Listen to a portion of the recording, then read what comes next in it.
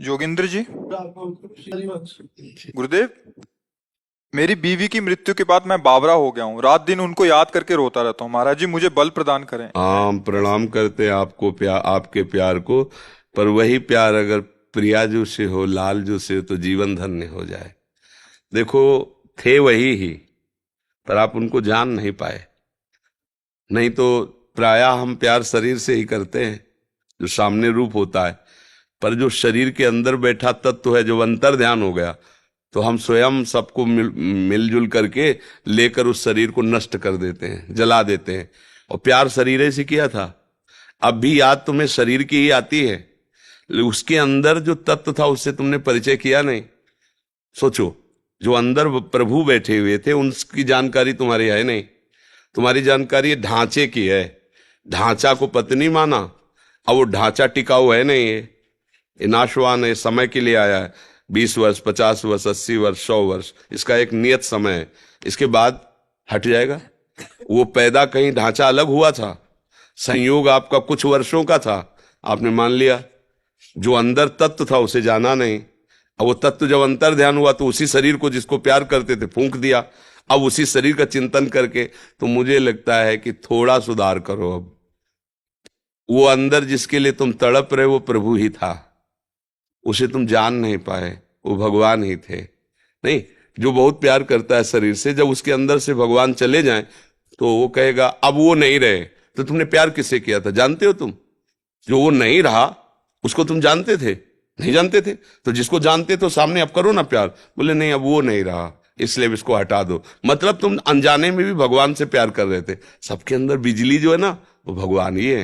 ये जो चैतन्यता है ना, हंसना, खेलना, बोलना, प्यार, दुलार, ये भगवान है अंदर, उन्हीं का पावर है। और वो अंतर ध्यान हो गए तो कितना भी सुंदर प्यारा शरीर हो, आग लगा दी जाती है, गाड़ दिया जाता है या फेंक दिया जाता है। कोई माप तो नहीं रखा जाता। समझो, तुम जिसके लिए रो रहे हो वो शरीर था, परमात्मा के लिए नहीं रो रहे हो। क्योंकि उसके लिए रोते तो प्रश्न खत्म हो जाता, निहाल हो जाते। ऐसा प्यार प्रभु से हो जाए तो अभी जीवन कृतार्थ हो जाए, महात्मा बन जाओ। तो मुझे लगता है थोड़ी दिशा गलत है, उसको सही कर लो तो आनंदित हो जाओगे। क्यों भाई? आप सोचो, तुम्हारी अगर होती तो तुम्हारे पास से क्यों जाती? तुम इतना प्यार कर रहे हो, क्यों जाती? तो इसका मतलब वो शरीर नहीं थी, वो परमात्मा था। और वो अभी भी है। अगर तुम रो करके उसको पुकारो कि मुझे परमात्मा रूप से नहीं, मेरी पत्नी रूप से, तो वो पत्नी रूप धारण करके दिखाई दे देगा। वो आपको भाव में दिखाई देगा, मेरी पत्नी मेरे से बात कर रही, मेरे से मिल रही। क्योंकि बिजली वही है ना, उनको रूप रखने में कितना मिनट लगता है, वो तत्काल रूप रख लेते हैं। तो फिर भी वो रूप टिकाऊ नहीं है। जो रूप भगवान का है उनसे देखो, इतने से प्यार में तुम लट्टू हो गए। और प्यार समुद्र भगवान है, जब उसका प्यार आएगा तो तुम डूब जाओगे, तुम रह ही नहीं जाओगे, अस्तित्व तो ही नहीं रहेगा। मुझे लगता है अगर सुधार किया जाए तो हमारा प्यार करना सार्थक हो जाए। मेरा प्रभु ही सबके अंदर है, वही प्यारा है, उसी से हम प्यार करते हैं। चाहे जितना लाडला बालक हो, वो प्रभु चले जाए तो उसकी माँ से कहो अब रखो 2-4 महीने, तो वही पैसा देगी आपको कि जाओ इसको नष्ट कर दो शरीर को। क्यों? अब वो नहीं रहा। तो अनजाने में भी प्यार सब भगवान से ही करते हैं, पर जान करके प्यार करो तो बढ़िया सार्थक हो जाए जीवन। कितना बढ़िया भाव है कि उनकी याद करके उनके विषय में रोना। यही तो हम लोग जीवन भर मांगते रहते हैं प्रभु से, कि और कुछ नहीं चाहिए, आपकी याद करके आपके लिए तड़पूं, आपके लिए रोऊं। और वो आपको है, थोड़ा दिशा बदल दो, प्रभु की तरफ कर दो, तो अभी महात्मा हो जाओगे। और नहीं तो फिर यही दुर्गति करा देगा। मृग का चिंतन करते हुए मरे तो अगला जन्म मृग बने ना। स्त्री का चिंतन करते हुए मरोगे तो स्त्री तो मिलेगी नहीं, तुम खुद स्त्री बनोगे और फिर फंसोगे किसी पुरुष शरीर में। यही तो क्रम चल रहा है। फिर पुरुष शरीर में तुम्हारी प्रीता होगी कि मेरा पति है। इसका उदाहरण है पुरंजनोपाख्यान भागवत में है। तो पुरंजन ने एक सुंदर स्त्री को देखा, राजमहल, 9 दरवाजे का, पूरा बगीचा, लुभायमान हुआ, इतना आसक्त हो गया कि जब मरा तो उसका चिंतन हुआ, तो वो जाके स्त्री बना, मगध देश राजा की रानी बना। अब वो युद्ध में राजा मारा गया, अब वो अपनी चूड़ियां फोड़ के रो रहा था। तो भगवान उसको ज्ञान देने के लिए गए, बोले तू जानता नहीं मैं तेरा मित्र हूं, अविज्ञात सखा। जिसे तुम जानकारी नहीं रखते हो वो मैं तुम्हारा मित्र हूं। न तू स्त्री है न पुरुष है यार, पिछले जन्म में तू पुरंजन था, स्त्री में आसक्त हुआ, आ करके मगध देश की रानी बना, अब तेरा पति चला गया, उस पर आसक्त हो रहा। ये क्रम कब तक चलता रहेगा? सावधान, तू न स्त्री है न पुरुष है, मेरा अंश है, मेरा भजन। उसी समय उनको वैराग्य हुआ। तो ये सावधानी कर लो तो जीवन सार्थक हो जाएगा, नहीं तो फिर। एक हमने और दर्शन किए थे, एक वयोवृद्ध थे, तो एक जैसे भगवान की पूजा की जाती है, फोटो रखते हैं ना, छवि रखते हैं, ऐसे वो अपनी पत्नी की छवि रोज छाती से लगा के रोते थे। उस समय हम ब्रह्मचर्य आश्रम में थे। वो उन्होंने कहा मुझे कोई भगवान पर श्रद्धा नहीं, कोई, हमारी पत्नी छीन ली भगवान ने, और पत्नी की छवि रखते हैं ऐसे। तो हमें अच्छा लगा, इस बात का अच्छा लगा कि यार इतनी आसक्ति, अगर इतनी आसक्ति भगवान में हो जाए तो जीवन कृतार्थ हो जाए। हम उससे उदाहरण लिया कि हमको इतनी ही आसक्ति भगवान पे करनी जैसे पत्नी में की है, कि उनकी बात आते ही हृदय आह भर जाए, मेरे प्रीतम, मेरे प्यारे, मेरे जीवन धन। तो ये मन है, देखो फंस गया ना। एक धनुर्दास जी नाम के महान संत हुए हैं, वो अपनी पत्नी में इतने आसक्त थे कि एक क्षण के लिए भी उससे अलग नहीं होते थे। तो जैसे बाजार में सामान लाने जाना हो तो अकेले जा नहीं सकते थे, क्योंकि वो अलग नहीं हो सकते थे।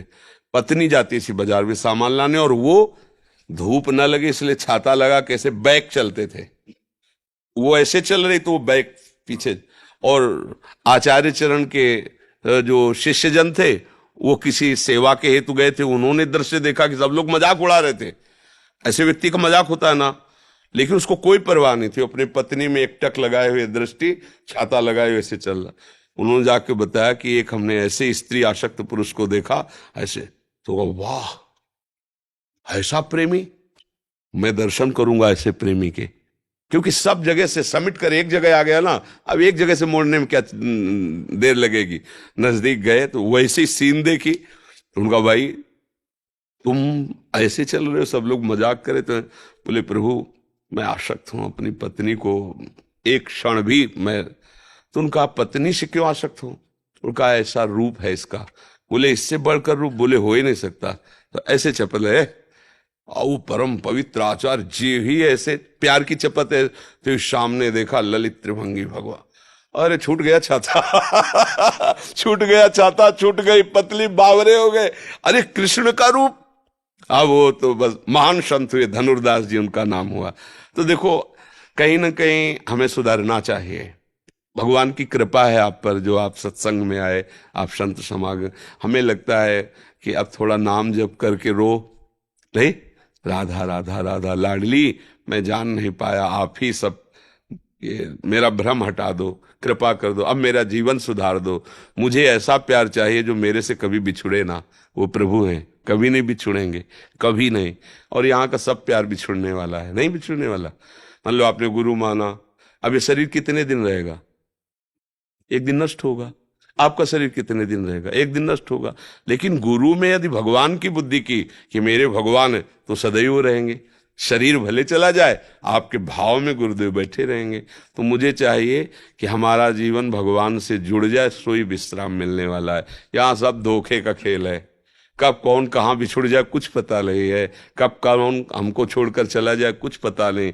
एक है जो कभी नहीं छोड़ता है, वो भगवान है। भगवान के बिना कोई हमारा नहीं। यही सत्संग में, यही शास्त्रों में, यही संतों ने अनुभव किया है और उसी का वर्णन करते हैं।